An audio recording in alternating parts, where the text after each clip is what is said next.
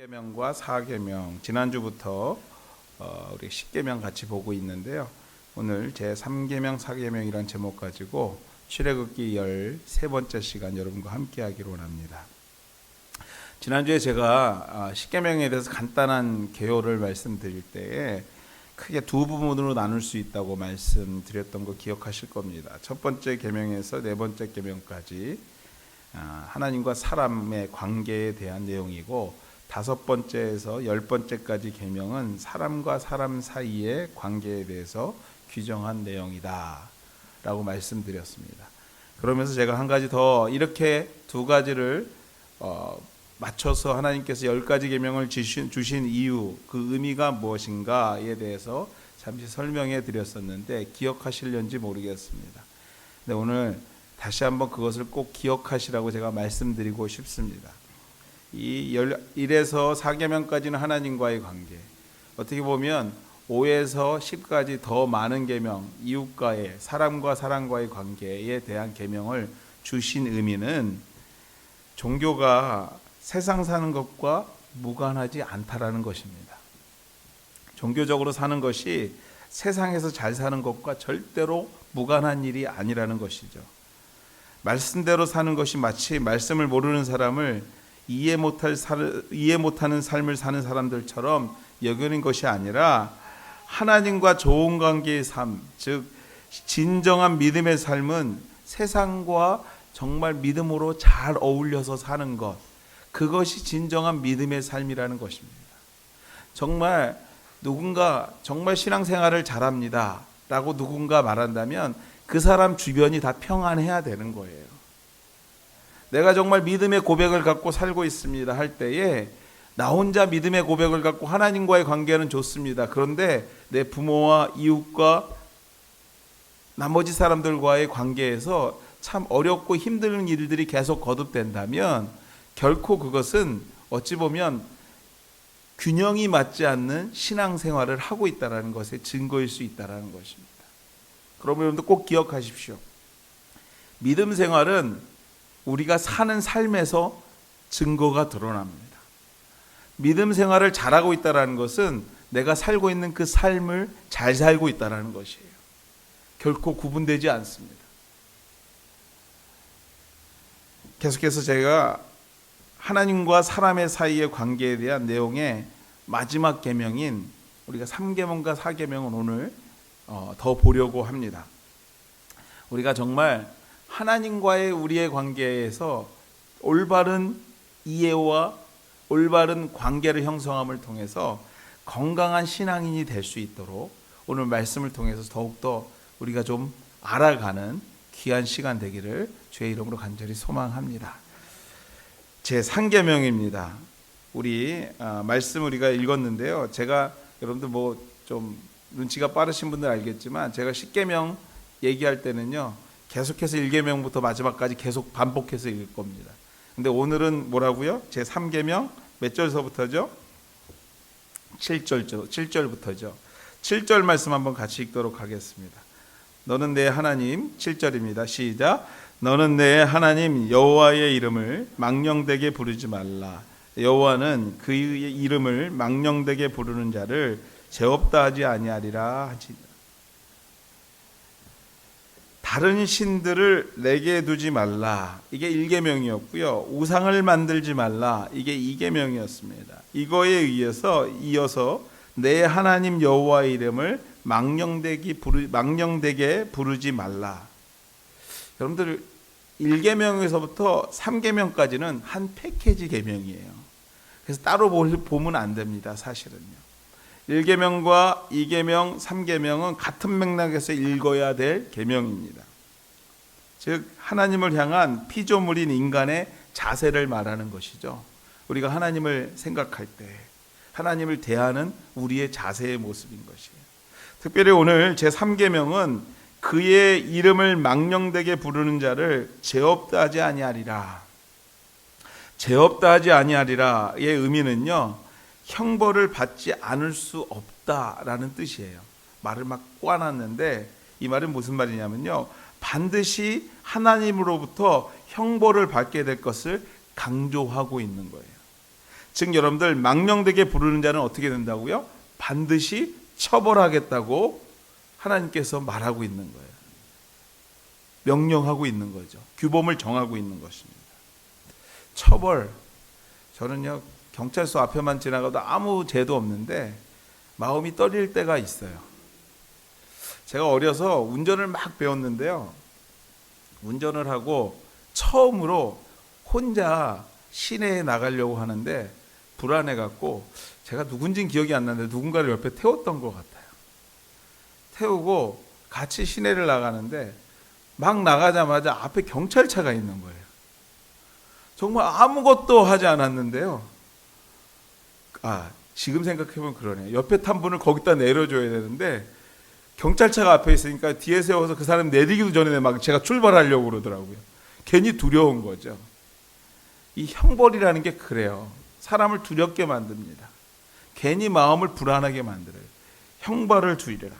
다시 말해서 망령되게 부르는 자를 반드시 처벌하겠다.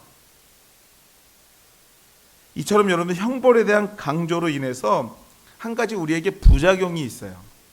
그것이 무엇이냐면요, 여호와의 이름을 부르지 말아야 할 것처럼 생각이 든다라는 거예요. 불러서 벌을 받느니 부르지 않는 게 좋겠다라는 생각을 할 때가 있다라는 겁니다. 여러분들 그 유대인들이요 지금도 그래요. 제가 그 회당 예배에 참석해 보면요, 예전에도 몇 번 말씀드렸는데 회당 예배가 일찍 시작해요. 거의 8시쯤 시작해갖고 12시에 끝납니다. 온 가족이 같이 예배를 드려요. 토요일날 아침에 8시부터 12시까지. 그분들이 하는 것이 뭐냐면 모세오경을 1년에 나눠서 읽는 거예요. 근데 앞에 있는 회당장이가 펴가지고 모세오경을 읽어 내려갑니다. 기장이 이렇게 여호와의 말씀 이렇게 읽는 게 아니라 운율에 맞춰서 읽어요. 그걸 찬트라고 그러죠. 뭐 나나나 뭐 이러면서 읽죠. 뭐 쉐마 뭐 이러면서요. 예. 그거 읽을 때 읽다가 하나님 여호와 이 말씀이 나오면요 두루마리를 다 접습니다. 접어가지고요 다시 말아가지고 어깨에 딱 매요. 그리고 회당을 한 바퀴 삥 돕니다. 돌 때 사람들이 주변에 나와서 거기다 다 입맞춤을 해요. 그리고 다시 펴요. 글쎄요, 다시 폈다가 바로 여호와가 나면 또 접어요. 그래서 다시 돕니다. 이전에는 이분들이 이 필사를 할 때 여호와 하나님 이름이 나오면요 붓을 다시 빱니다. 그리고 목욕제계를 다시 하고 그 이름을 씁니다. 그리고 감히 입으로 말할 수 없어서 말을 안 해요. 무슨 말입니까 여러분들? 정말 그들에게는요 이 말씀이 망령되이 일컫는다라는 의미를 그렇게 찾았던 거예요. 요 사이에 저는 생전 못 들어봤던 이제 좀 익숙한데 존엄에 대한 이름을 함부로 부르지 않는 나라가 있어요. 최고 존엄이라고 그러죠. 우리하고 아주 가까운 나라죠. 함부로 김자만 얘기해도 잘못하면 잡혀가는 그런 나라죠. 그렇습니다 여러분들. 정말 하나님의 이름을 망령되이 일컬지 말라는 것이 이러한 의미일까? 그래서 정말 우리가 부르지 말아야 될 것인가? 그러나 여러분들 말씀을 조금 깊이 읽다 보면 그것이 아니라는 사실을 우리가 분명히 깨닫게 됩니다. 3계명에 쓰여진 배경을 조금 살펴보면 그 의미가 아니라는 것을 분명하게 알게 된다는 것이에요. 당시 주변의 많은 국가들이 나름대로 신을 가지고 있었습니다. 그들의 신들의 이름을, 그들의 예배하는 행위가 뭐였냐면요, 그들의 신들의 이름을 반복해서 부르는, 자신의 신들을 경배하며 또 만나게 되는 그 과정 중에서 자신이 믿고 있는 신을 이름을 반복해서 말하는 거예요. 바알 뭐 이런 신들을요. 그래서 그들의 예배 행위 가운데 반복해서 주술적으로 신의 이름을 부르는 행위들을 있었던 것이에요. 열왕기상 18장 24절에 보면요, 엘리야가 850명 바알 신도들과 싸우는 장면이 나옵니다. 그때 엘리야가 바알 신도들에게 얘기하는 게 있어요. 뭐라고 얘기하냐면 너희는 너의 신의 이름을 부르라. 나는 여호와 이름을 부르겠다. 근데 여기서 부르는 것은 똑같은데 의미는 전혀 다른 얘기예요. 너희는 니네가 하던 대로 해. 나는 하나님 만나겠어. 이 얘기인 거거든요. 그들이 바알을 만날 때 어떻게 합니까?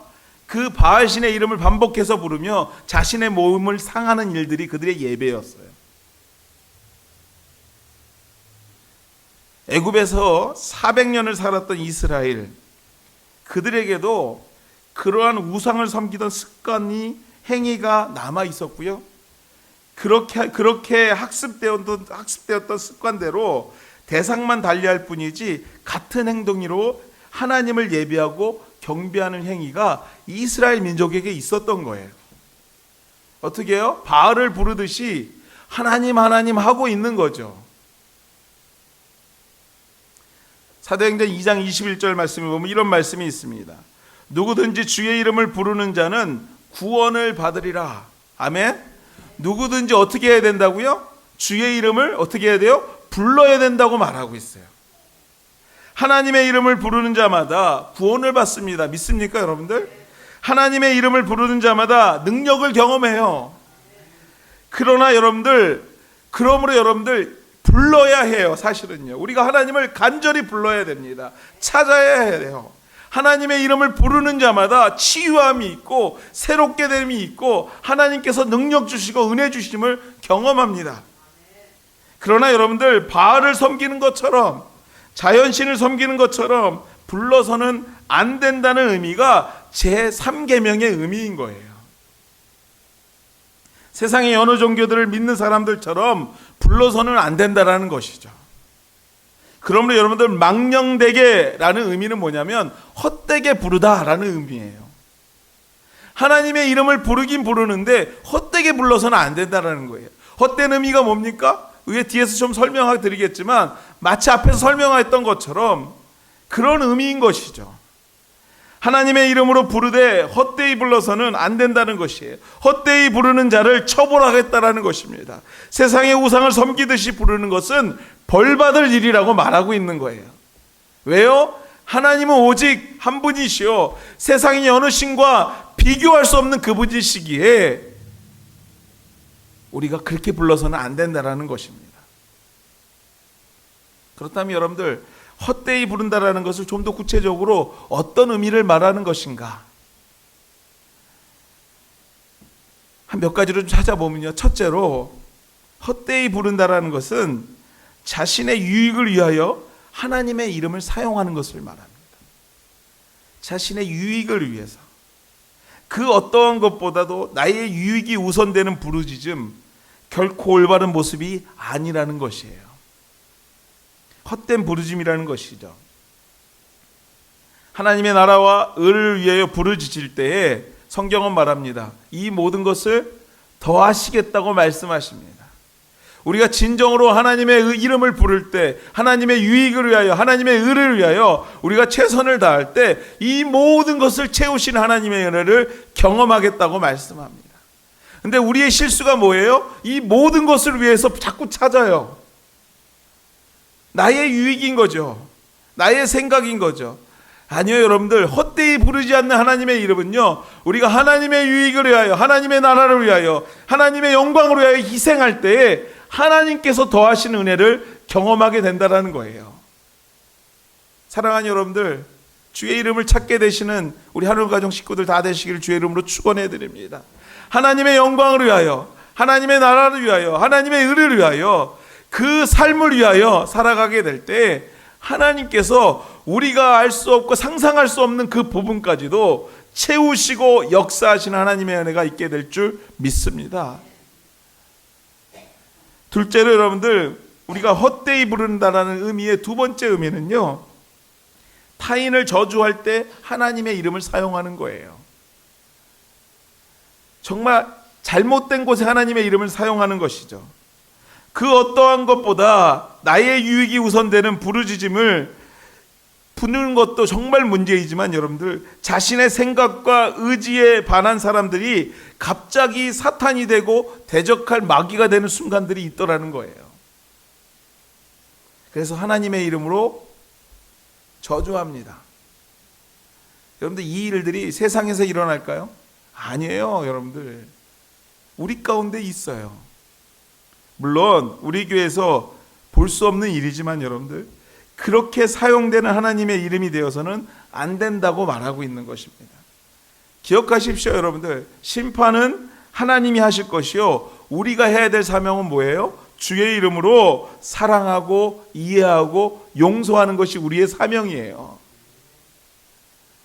심판을 우리가 하는 게 아닙니다. 하나님이 하실 일이에요. 우리에게 맡겨진 사명이 뭐라고요? 사랑해야 돼요. 이해해야 됩니다. 용서해야 됩니다. 여러분이 사랑하고 이해하고 용서할 때 여러분 또한도 사랑받고 이해받고 용서받을 수 있는 거예요. 마지막으로 여러분들, 말뿐만 아니라 행동으로 하나님의 이름을 욕되게 해서는 안 된다는 것이에요. 좀 우스운 얘기일 수 있는데, 망령되게 사용하지 말라 하니까 말만 안 하면 되지 하고 속마음으로 행동으로 보이는 사람들, 삶에서 하나님을 영화롭게 할 뿐만 아니라 전해야 하는 것이 우리의 사명인 것을 기억해야 된다는 것입니다.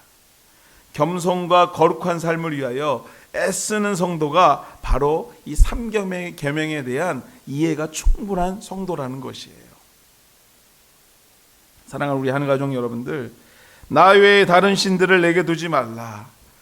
너를 위하여 우상을 만들지 말라. 너는 내 하나님 여호와의 이름을 망령되게 부르지 말라. 이 3계명에 대한 올바른 이해를 통해 하나님과 우리의 관계를 바로 세워가는 건강한 성도 되시기를 주의 이름으로 축원해 드립니다. 부르세요. 찾으세요. 제 4계명입니다. 우리 말씀 한번 찾아서 같이 읽을까요? 제 4계명 8절 말씀입니다. 같이 읽겠습니다. 시작. 안식일을 기억하여 거룩하게 지키라. 안식일을 기억하여 거룩하게 지키라. 여러분들, 제 4계명에는 특이한 부분들이 좀 있어요. 4계명 너무 우리가 익숙한 말씀이어서 그냥 넘어가는데요. 이 4계명의 특이한 첫 번째 특이한 점은 뭐냐면 계명 중에 가장 길다라는 거예요. 지금 가장 짧게 보이는데요, 본문에서 활용되는 허용한 그러니까 구절을 보면요, 가장 긴 구절로 설명하고 있습니다.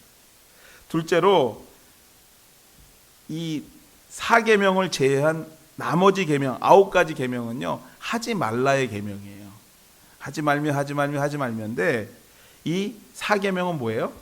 하라는 계명이에요. 20장 8절에서 11절까지 4절에 걸쳐서 안식일에 관한 계명과 설명을 말하고 있습니다. 왜 가장 길게 설명하고 있는가 한번 질문해 보셨어요? 왜 본문에서 어떻게 보면 단순한데 이렇게 가장 길게 설명하려고 할까? 어떻게 보면 예까지 들어서 설명합니다. 왜 그럴까요? 중요하니까. 그것도 정답이고요. 아마도 이스라엘 백성의 삶이 우리의 삶과 비슷했던 것 같아요. 무슨 말이냐면요, 주의 날을 지키기가 어려웠다라는 거예요. 그때나 지금이나 삶의 목표와 주인이 올바로 정립되지 않은 이유에서 오는 문제가 아닌가 생각해 봅니다. 무슨 말이냐면 구약 성경 아모스 8장에 보면요, 예언자 아모스가 이러한 표현을 씁니다. 안식일이 빨리 지나서 많은 물건을 팔아 이익을 얻기를 원하는 상인들의 모습을 지적하고 비판하는 내용이 나와요. 안식일 빨리 지나서 장사하고 싶은 거예요. 안식일에 그걸 못하게 하니까 막 미치겠는 거죠. 지금 가서 하면 좀 더 벌 수 있는데 막 이런 생각이 막 마음을 휘잡는 겁니다.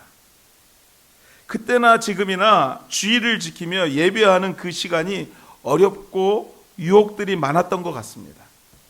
좀 더 벌기를, 좀 더 누워서 쉬기를, 아니 정말 지키고 싶지만 어쩔 수 없는 형편에 의해서 지키지 못하는 우리의 삶을, 인간의 본성을 지적하는 말씀인 거죠.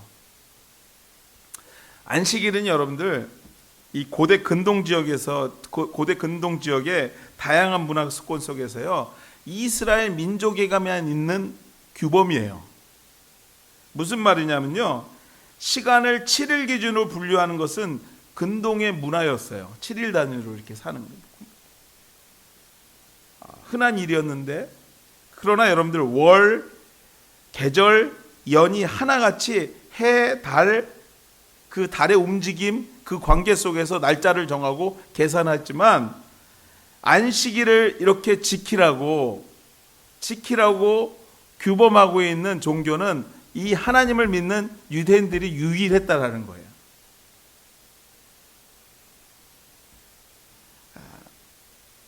7일에 한 번 모든 것을 내려놓고 하나님을 예배하는 것, 그러한 문화 행위는요, 어느 나라와 민족에게도 차수할 수 없는 오직 하나님을 믿는 사람들에게만 주어졌던 규범이었다라는 것입니다. 그렇다면 여기서 조금 더 생각해 보면 그렇죠. 하나님께서 좀 더 벌 수 있는 시간을 빼앗은 것인가? 좀 더 쉴 수 있는, 누워서 누릴 수 있는 시간을 하나님께서 계명을 통해서 제한하고 계시는 것인가? 아니 어쩔 수 없는 우리의 형편을 이해하지 못해서 정하신 계명인가? 질문해 볼 수 있을 것입니다. 근데 마가복음 2장 27절 말씀에 보면 이런 말씀이 있습니다. 안식일은 사람을 위하여 있는 것이요 사람이 안식일을 위하여 있는 것이 아니다. 이 말씀은요, 말씀이 있은 후 안식일이 있었다라는 얘기예요. 사람이 있은 후 안식일이 있었다라는 것이죠.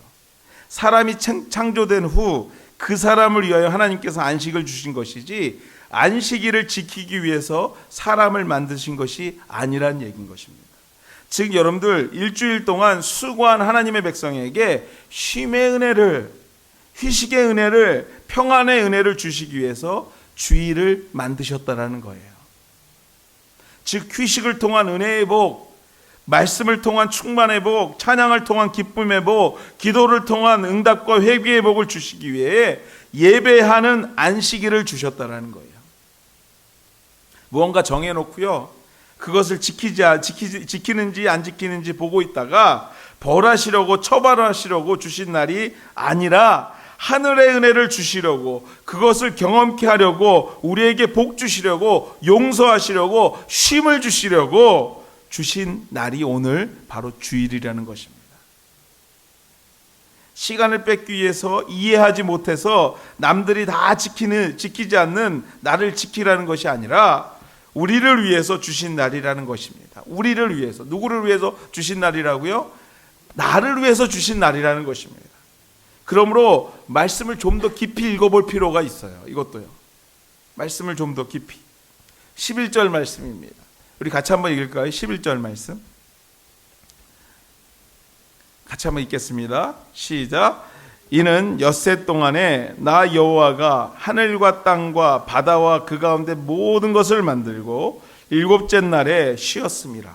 그러므로 나 여호와가 안식일을 복되게 하여 그날을 거룩하게 하였느니라. 아멘. 이 말씀을요, 딱 좀 짧은 센텐스로 정리하면 무슨 말씀이냐면요, 너희도 이렇게 살라라는 거예요. 뭐라고요? 여러분들 한번 해볼까요? 너희도 발음 나오시네요. 자, 다시. 너희가 아니라 나도, 시작, 나도 이렇게 살라. 이런 의미예요. 무슨 말이냐면요, 창조 사역 가운데 사역과 휴식을 넣으셨다는 의미를 여러분들 되새겨볼 필요가 있어요. 창조하시고 어떻게 하셨다고요? 마지막 날 쉬셨어요. 6일을 창조하셔서 피곤하니 하나님이 이제 좀 쉴까 해서 쉬신 것일까요, 여러분들? 피곤해서 쉬시라는 것이 아니라 피조물인 우리를 위하여 인생은 이렇게 사는 거야 본을 보여주고 계시는 거예요. 이해 가세요, 여러분들? 전능하신 하나님 앞에 피곤이라는 단어는요, 맞지 않는 단어예요, 사실은요. 전능하고 피곤은요, 상반되는 단어거든요. 논리적으로 맞지 않습니다. 전능하신 분이 피곤하다? 글쎄요. 또 언제나 쉴 수 있고 어디서나 무엇이든지 할 수 있는 그 하나님의 능력을 우리가 안다면 피곤이라는 단어는 맞지 않다라는 것이죠. 그러나 여러분들, 하나님이 6일을 창조하시고 굳이 7일은 안식하신 이유는요, 사랑하는 당신의 백성을 위한 배려라는 겁니다. 쉼과 일은 떼어놓을 수 없는 공존해야 되는 관계라는 것을 명령을 통해서 정립해 놓으신 거예요. 일했으면 어떻게 해야 돼요? 쉬어야 된다고 말하고 계시는 거예요. 여러분 한번 상상해 보세요. 여러분 달력을 딱 폈는데 빨간 날이 하나도 없어. 별로 이렇게 가뭄이 안 오시나 보죠. 저는 빨간 거를 흑색으로 한번 이렇게 요거 준비하면서 칠해보고 한번 봤어요. 제가 그래 느낌이 확실히 이 숨이 탁 막히더라고요.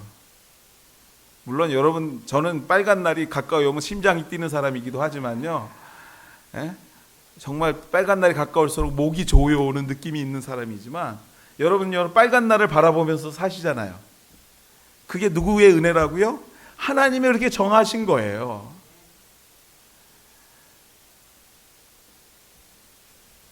그러므로 여러분들, 주님께서 쉬셨듯이 피조물인 우리도 쉬는 것이 말씀에 순종하는 삶이요, 또 안식일은 모든 피조물에게 창조 질서와 조화를 이루게 하기 위해서 우리 하나님이 주신 선물인 것을 기억하셔야 돼요.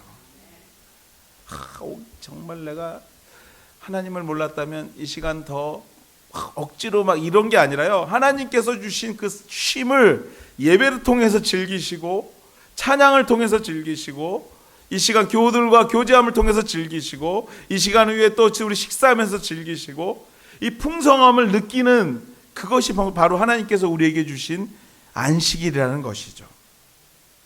기억하십시오. 하나님이 안식일을 정하신 이유는 누구 때문이라고요? 나 때문에요. 나 때문에 아예 픽스를 해버리신 거예요. 쉬어 하고요. 그래서 여러분들, 창조의 질서에 맞게 사는 것은요, 쉬는 거예요. 그날을요. 물론 피치 못할 사정에 의해서 이민의 삶, 너무 고단한 삶 때문에 쉬지 못하고 그것이 반복되는 분들도 있습니다. 그러나 기억하십시오. 알고 못 쉬는 거하고요, 모르고 못 쉬는 거하고는 다른 거예요. 우리가 그 목적을 두고 최선을 다해 사는 것이죠. 둘째 의미입니다. 10절 말씀인데요, 한번 10절 말씀 같이 읽어볼까요? 10절 말씀 같이 읽겠습니다. 시작. 일곱째 날은 내 하나님 여호와의 안식일인즉 너나 내 아들이나 내 딸이나 내 남종이나 내 여종이나 내 가축이나 내 문 안에 머무는 객이라도 아무 일도 하지 말라. 이 말씀 무슨 말이냐면요, 안식은 누구에게나 안식일이어야 된다라는 거예요. 그 누구도 안식일, 즉 주일의 의미에 있어서 다룰 수 없다고 얘기하는 겁니다. 힘이 있거나 혹 약하거나 일을 부리는 사람이나 부림을 당하는 사람이나 나이가 많거나 어리거나 민족이 다를지라도 안식일의 의미는 하나일 수밖에 없다라고 얘기하시는 겁니다. 화장실 갈 때하고 나올 때하고 마음이 달라지면 안 된다고 얘기하는 거예요. 내가 부림을 당하는 입장에서는 안식일은 쉬어야 되는데 하고 생각하고 있다가 부리는 입장이 돼서 마음이 바뀌는 경우가 많아요. 그죠? 여러분들, 나만 그런가요? 다들 안 그런 척하고 저를 쳐다보시는데, 바뀌면 안 돼. 정말 안식일을 아는 사람들은 바뀌면 안 된다라는 겁니다. 누구에게나 안식일은 안식일이어야 된다고 말씀하고 계시는 거예요. 이 말씀을 좀 더 확대해서 생각하면요, 주일에는 사회적 약자들을 돌볼 책임이 누구에게 있다? 우리에게 있다. 믿음의 사람에게 있다고 강하게 말씀하고 계시는 것입니다. 사랑하는 우리 한가정 여러분들, 주일은, 안식일은 주님께서 모든 피조물에게 창조와 조화를 이루기 위해서 하나님께서 친히 모범을 보이시고 정해주신 선물인 것을 잊지 않기를 주의 이름으로 축원해 드립니다. 하나님이 쉬셨는데 감히 우리가 쉬지 않으면 안 되는 거예요. 그 쉼이 물론 세상의 쉼과 좀 다른 쉼이지만 그 안식일을 거룩히 지키는 것, 그 대상이 그 누구건 간에 안식일의 의미는 동일해야 된다. 오늘 이것이 바로 네 번째 계명, 하나님과 우리의 관계의 마지막 계명. 여러분들 마지막에는 다들 보통 어떻게 하죠? 중요한 의미를 실죠. 세상 사는 데 있어서요, 주의를 지키는 것만큼 중요한 거 없습니다. 저는요 이렇게 말씀드리고 싶어요. 예배의 현장을 여러분들이 지키셔야 돼요.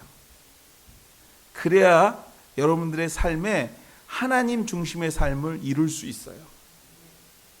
그것을 놓치지 않으려고 애를 쓰셔야 됩니다. 피치 못할 사정이 있을 수 있어요. 하나님이 이해하십니다. 저는 이해하시는 하나님이라고 믿어요. 그러나 여러분들, 우리가 적어도 안식일을 거룩히 지켜야 된다는 것을 알고 있다면, 우리가 피치 못할 사정에 어길지라도 내가 이 자리에 있으면 안 되는 거는 알아야 된다는 거예요. 예배의 자리로 돌아갈 수 있는 능력이 거기에서부터 시작되는 것입니다.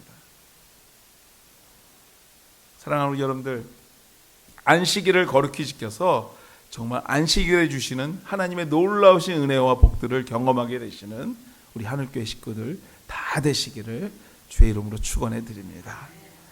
말씀을 맺습니다. 여러분들, 제3계명은 너는 내 하나님 여호와의 이름을 망령되게 부르지 말고 올바르게 부르라고 말합니다.